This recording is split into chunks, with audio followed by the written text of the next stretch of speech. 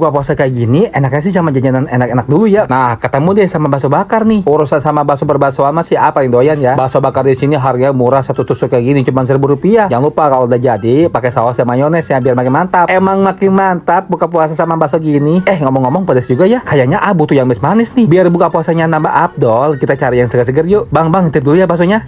Nah, pas banget nih ketemu sama Teguk nih bro. Mumpung lagi ada gara opening Teguk cabang Kosambi, mereka lagi ngeluarin menu baru nih. Nama menunya es kuat iman dan ropang alias roti panggang.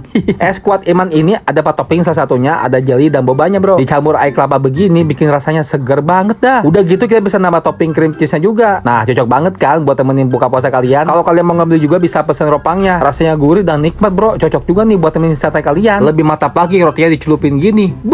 Bener-bener ajib banget bro. Roti sambil dicelup gini sih unik juga ya. Ya pokoknya udah nggak dirugiin lagi lah ya. Para yang menu Teguk rasanya nikmat dan pasti udah halal. Karena cabangnya aja udah sampai